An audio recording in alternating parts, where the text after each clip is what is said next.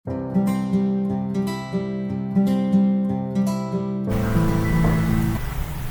हमारी वीडियो का second part है। पहले पार्ट में हमने चोली की कटिंग, टक्स वगैरह कैसे कट किए जाते हैं वो देखा था और इसके टक्स भी हमने भर लिए थे।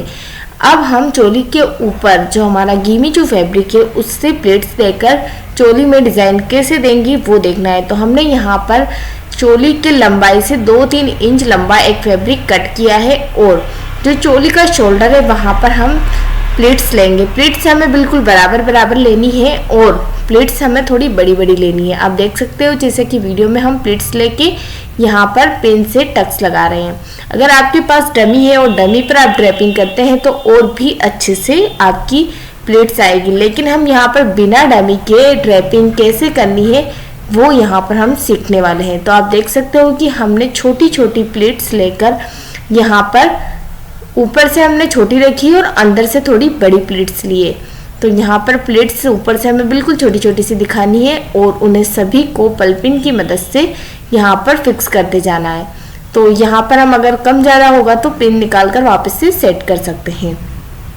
तो यहाँ पर हमने जो फैब्रिक का पूरा पन्ना था वो एक हिस्सा पूरा हमने एक साइड पर लगा दिया है। आप देख सकते हो कि हमारे फैब्रिक की जो किनार होती है वो वाला हिस्सा यहाँ पर आ गया है। अब दूसरे वाले शोल्डर पर भी हम इसी तरीके से प्लेट्स देकर उसे स्टिच करेंगे। तो यहाँ पर आप देख सकते हो कि हमारी प्लेट से लगभग सब सेट है।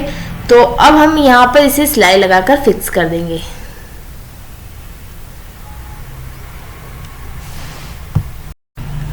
जब हम शोल्डर के ऊपर की सिलाई लगाएंगे तो पिंस को निकालते हुए प्लेट्स को सेट करते हुए यहाँ पर हम स्टिच लगाएंगे।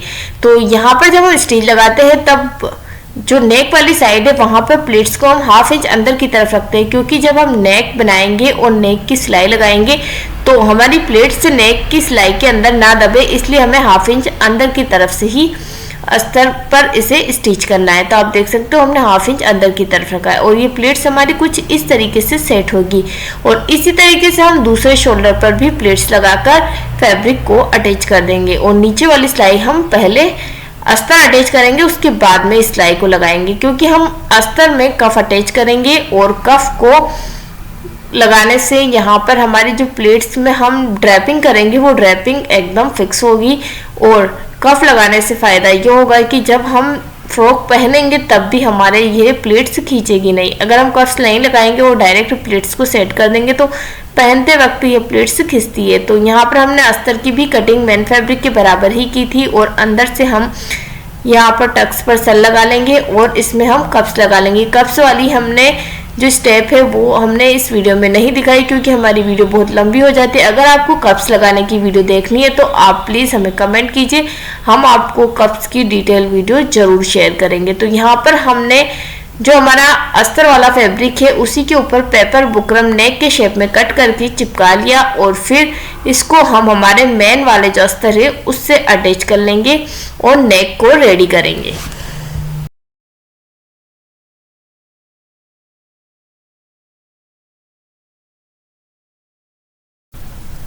यहाँ पर हमने 2 अस्तर के फैब्रिक यूज़ किए, एक जिस पर हमने लाइक्रा फ्यूजिंग यूज़ की थी और दूसरा अस्तर जिस पर हम कफ्स लगाने वाले हैं। और जो हमारा गिमी चू मेन फैब्रिक है वो सबसे ऊपर है, यानी कि टोटल हमारे 3 फैब्रिक चोली के यहाँ पर हमने यूज़ किए हैं।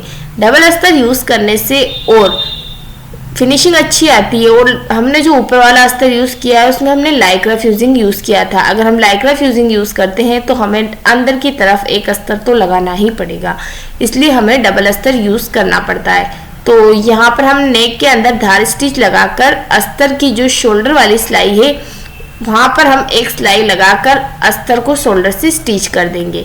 तो यहाँ पर शोल्डर से स्टिच करने के बाद हमने अंदर कफ पहले ही लगा लिया है। अब हम इस प्लेट्स को सेट करते हुए नीचे की सिलाई को लगाएंगे। तो आप देख सकते हो कि हमने यहाँ पर प्लेट्स को सेट करते हुए पहले पिन से सेट किया, उसके बाद में कुछ इस तरीके से सिलाई लगा ली। अब आप देख सकते हो कि हमने कफ्स लगाया, उसकी वजह से हमारी प्लेट्स वहाँ से उठी हुई है। तो ऐसा इसलिए है कि जब अगर हम फ्रॉक पहनेंगे तब भी कफ्स चेस्ट के यहाँ से जब उठा हुआ रहेगा तो हमारी प्लेट्स खींचेगी नहीं और बिल्कुल प्लेट्स फिनिशिंग के साथ और अच्छी बनेगी। तो यहाँ पर आप हमारे थंबनेल में भी देख सकते हो कि फ्रॉक में जो पहनने के बाद है प्लेट्स बिल्कुल भी नहीं खींच रही है और ड्रैपिंग ऐसी हुई है जैसे कि हमने डमी पर ही ड्रैपिंग की है। तो यहाँ पर दूसरी साइड से भी हम इसी तरीके से प्लेट्स को सेट करेंगे। आप देख सकते हो कि नेक के ऊपर हमने एक और सिलाई लगाई थी प्लेट्स को फिक्स करने के लिए, उस सिलाई को हम बाद में खोल देंगे। अभी हमें प्लेट्स को सेट करने में थोड़ी प्रॉब्लम आ रही थी, इसलिए हमने ऊपर की तरफ एक सिलाई और लगा दी थी। इस सिलाई को बाद में हम हटा देंगे और फिर हाथ से अंदर की तरफ से गुम सिलाई कर देंगे, जिससे कि बाहर की तरफ कोई सिलाई भी नहीं दिखेगी और हमारी प्लेट्स बिल्कुल अच्छे से फिक्स भी रहेगी। तो यहाँ पर हमने नीचे की तरफ प्लेट्स भरने के बाद अब बैक साइड वाला हिस्सा हम स्टिच करेंगे और शोल्डर वाली सिलाई को स्टिच करेंगे। तो यहाँ पर हम दोनों शोल्डर स्टिच इस तरीके से करेंगे कि हमारी जो शोल्डर वाली सिलाई है वो बाहर की तरफ, यानी कि जो अंदर वाला हिस्सा है वहां पर भी गुम सिलाई रहे। उसके बाद में जो आर्म होल वाली गोलाई है वहां पर भी हम सिलाई लगाकर प्लेट्स को आर्म होल से भी फिक्स कर देंगे। उसके बाद में जो एक्स्ट्रा कपड़ा होगा उसको हम कट कर लेंगे और साइड से भी हम सिलाई लगा लेंगे। तो चारों तरफ से सिलाई लगाने के बाद प्लेट से चारों तरफ से अच्छे से फिक्स हो जाएंगे। बस जो हमारा सेंटर वाला हिस्सा है वहां पर अभी हमारी सिलाई खुली हुई है, तो इनको हमें लास्ट में जब गाउन रेडी हो जाएगा उसके बाद में हम इसे हाथ से स्टिच करके फिक्स कर सकते हैं। तो यहाँ पर हमने ऐसा ही किया है, गाउन को रेडी करने के बाद इसे हाथ से फिक्स किया था। आप देख सकते हो कि चोली रेडी होने के बाद इसका लुक कितना अच्छा आ रहा है। बस ये जो बीच में से खुला हुआ है इसे हम यहाँ पर हमने इसको लूज रखा था, तो यह कुछ इस तरीके से हम सेंटर से सेट कर देंगे और यह रेडी होने के बाद यहाँ पर हम इसे फिक्स कर देंगे, जिससे कि हमारा जो अंदर का लाइनिंग वाला फैब्रिक है वो भी नजर नहीं आएगा। और सिलाई हमें हाथ से इस प्रकार करनी है कि बाहर से कोई धागा वगैरह नजर ना आए और बहुत ही फिनिशिंग के साथ यह रेडी हो। तो यहाँ पर आप देख सकते हो कि चोली का लुक कुछ इस तरीके से आया है और अब इसमें हम घेर स्टिच करेंगे। तो यहाँ पर हम घेर के लिए फैब्रिक को कट करेंगे। तो घेर के लिए हमने यहाँ पर जो 7 मीटर फैब्रिक लिया था उसमें से कुछ लगभग 4 से 5 मीटर फैब्रिक और बचा हुआ है। तो इसकी हम 3 लेयर कट करेंगे, यानी कि जो फैब्रिक का पन्ना है उसके हमने 3 पार्ट कट किए हैं। मतलब कि जो लेंथ है, लेंथ के 3 हिस्से हमने कट कर लिए और तीनों को जोड़कर फिर हम घेर बना लेंगे। अगर आप चाहो तो इसमें और ज़्यादा फैब्रिक ऐड करके और भी ज़्यादा घेर बना सकते हो। तो यहाँ पर हमने लेंथ के हिसाब से इस फैब्रिक को कट किया है। तो इसी तरीके से लेंथ के हिसाब से हम 2 हिस्से और कट कर लेंगे और फिर जो लास्ट में फैब्रिक बचेगा उसकी हम स्लीव्स निकाल लेंगे।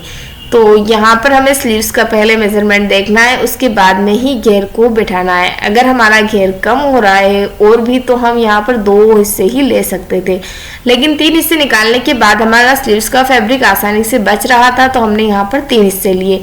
अगर और ज़्यादा फैब्रिक है तो आप 4 लेयर, 5 लेयर, 4, 6 जो भी आप हिसाब से लेना चाहते हो ले सकते हो। तो यहाँ पर आप देख सकते हो कि हमारा स्लीव का कुछ इस तरीके से फैब्रिक बचा था जिसे हम स्लीव्स कट करेंगे। तो यहाँ पर हमारे स्लीव्स की लेंथ निकालेंगे, उसके बाद में स्लीव्स की हम कट करेंगे। तो यहाँ पर हम लाइट वेट बलून बनाने वाले हैं और आगे की तरफ हम कफ रखने वाले हैं। तो उस हिसाब से हम इसकी चौड़ाई जो आ रही है वो हम टोटल लंबाई चौड़ाई ले लेंगे। और हमारे पास एक्स्ट्रा फैब्रिक था भी नहीं कि हम और ज़्यादा हैवी बलून रख सके, तो हमने यहाँ पर लाइट बलून ही रखा है। तो हमने यहाँ पर स्लीव्स का फरमा रखा और जो चौड़ाई आ रही थी वो चौड़ाई पूरी ले ली है।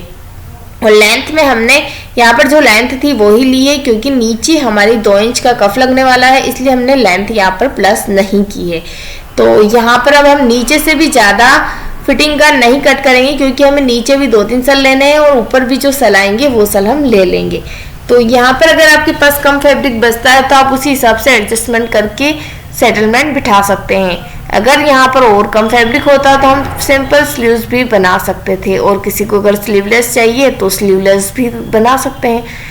तो यहाँ पर हम कफ के लिए अस्तर कट कर लेंगे और फिर जो हमारा मेन फैब्रिक यानी कि जो गेमी चू वाला फैब्रिक है उसको हम रख कर यहाँ पर कफ्स को रेडी करेंगे। तो यहाँ पर जो बचा हुआ फैब्रिक है उसको हम जैसे तैसे सेट करके यहाँ पर कफ्स को निकाल लेंगे। तो यहाँ पर हमने अस्तर के साथ गेमी चू फैब्रिक को चारों तरफ से स्टिच करने के बाद अब हम स्लीव्स वाले हिस्से को उसके ऊपर रखेंगे और यहाँ पर कफ्स में सल भरेंगे। तो यहाँ पर कफ्स में सल भरने के लिए पहले 2 इंच तक हम सीधी सिलाई लगाएंगे, उसके बाद में जो स्लीव्स का सेंटर वाले हिस्से है वहां पर ही हम सिर्फ सल भरेंगे। तो यहाँ पर हम सेंटर में लगभग 2 से 3 इंच पहले ही छोटे छोटे सल भरेंगे और सेंटर से सेंटर मिलाना है। उसके बाद में जितने सल हमने उस साइड में भरे उतने सल ही हम कट के इस साइड में भी भरेंगे और फिर 2-3 इंच तक सीधी सिलाई लगा देंगे। यहाँ पर आप देख सकते हो कि हमारे लगभग 8 से 10 सल छोटे छोटे आ गए हैं, तो यही हमारे लिए काफ़ी है। तो अब हम कफ्स को नीचे से भी फोल्ड कर देंगे। उसके बाद में इसे डबल फोल्ड करके यहाँ पर हमारी स्लीव्स को रेडी कर लेंगे। तो आप देख सकते हो कि हमारी कितनी आसानी से और कितने कम फैब्रिक में हमने यहाँ पर एक डिजाइनर बलून स्लीव्स को बना लिया है। तो आप भी इसी तरीके से सेटलमेंट करके एक अच्छी स्लीव्स कम कपड़े में भी निकाल सकते हो। तो यहाँ पर बस हमें देखना होता है कि फैब्रिक कितना बचेगा क्या है और कहाँ हमें कितना लेना है। तो यहाँ पर अब हम स्लीव्स को जब चोली से स्टिच करेंगे तो चोली से स्टिच करते वक्त पहले साइड में हमें सीधी सिलाई लगानी है। उसके बाद हमें देखना है कि कट कितना बच रहा है। तो यहाँ पर हम जितना भी सल आ रहे हैं तो सेंटर से सेंटर के कट को मिलाना है और 2-3 सल भर लेना है। उसके बाद में कट के बाद जितने सल पहले हमने उधर लिए उतने ही इधर लेना है और फिर फैब्रिक को नापना है। हमें बाहर की तरफ कोई एक्स्ट्रा फैब्रिक स्लीव्स में से नहीं बचना चाहिए और ना ही स्लीव्स में फैब्रिक कम होना चाहिए। तो यहाँ पर हम बराबर नाप कर स्लीव्स को स्टिच कर लेंगे। तो जिस तरीके से हमने इस साइड की स्लीव्स रेडी की है उसी तरीके से हम दूसरी साइड वाली स्लीव्स भी रेडी कर लेंगे। आप देख सकते हो कि इस फैब्रिक के साथ हमारी स्लीव्स का लुक भी बहुत अच्छा आ रहा है। तो यहाँ पर हमने दोनों स्लीव्स को रेडी कर लिया है। अब हम यहाँ पर घेर को स्टिच करेंगे। इसके लिए हमें पहले एक साइड से फिटिंग की सिलाई लगानी होगी क्योंकि हमने यहाँ पर 3 घेर लिए हैं। जो तीनों को स्टिच करने के बाद पूरा एक घेर बन रहा है। तो हम एक साइड से स्टिच करने के बाद घेर को चोली से स्टिच करेंगे। तो यहाँ पर हम एक साइड से बिल्कुल फिटिंग की सिलाई लगा लेंगे और फिर यहाँ से हमारी फिक्स कर देंगे सिलाई को और उसके बाद में घेर को स्टिच करेंगे। तो घेर में हमारा जो फिटिंग वाला सेंटर है वही सेंटर होगा। तो यहाँ पर हमारा ऊपर का जो मेन फैब्रिक यानी कि गिमीचू वाला फैब्रिक हमने कट कर लिया था। नीचे का अस्तर वाला फैब्रिक हमने कट नहीं किया था। तो हम अस्तर वाले फैब्रिक को अम्ब्रेला में कट करने वाले हैं।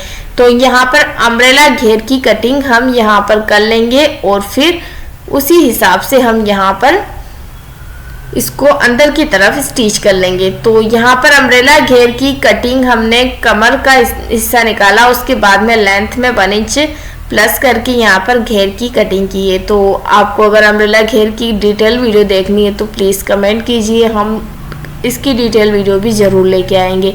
लेकिन अभी हमारे पास बहुत लंबी वीडियो होने की वजह से हमने यहाँ पर इसको डायरेक्ट शॉर्ट में बताया है। हमें यहाँ पर आप देख सकते हो कि अम्ब्रेला घेर में किस तरीके से गोलाई में निशान लगाना है। अगर आपको थोड़ी बहुत सिलाई आती है तो आपको ये बात अच्छे से पता होगी कि गोलाई में सिलाई किस तरीके से लगाई जाती है अम्ब्रेला घेर के अंदर।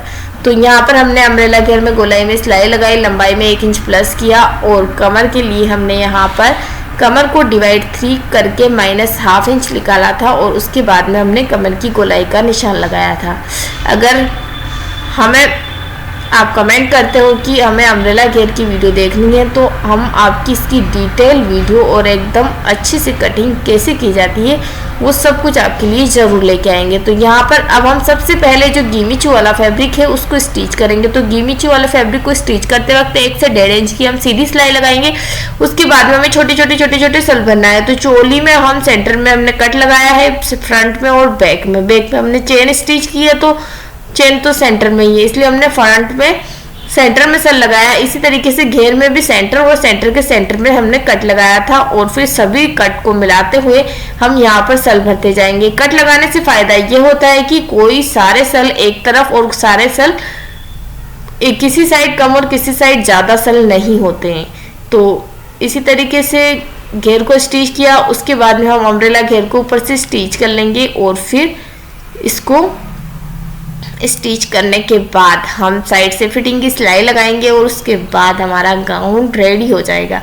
यहाँ पर हमने इस वीडियो को थोड़ा जल्दी बताया, अगर हो सकेगा तो हम इसके छोटे छोटे पार्ट भी ज़रूर लेकर आऊँगी ताकि इनके छोटे छोटे पार्ट्स लेकर हम यहाँ पर इसकी डिटेल वीडियो दिखा सके। मैं जल्दी इसके छोटे छोटे पार्ट्स भी लेकर आऊँगी डिटेल में। तो यहाँ पर आपको हमारी ये गाउन कैसी लगी प्लीज कमेंट में बताइएगा, और हमारी वीडियो को लाइक कीजिए, चैनल को सब्सक्राइब कीजिए, और आगे भी हम आपके लिए ऐसे ही सुंदर सुंदर गाउन और ड्रेसेस की वीडियो लेकर आते रहेंगे। Thank you so much video को एंड तक देखने के लिए।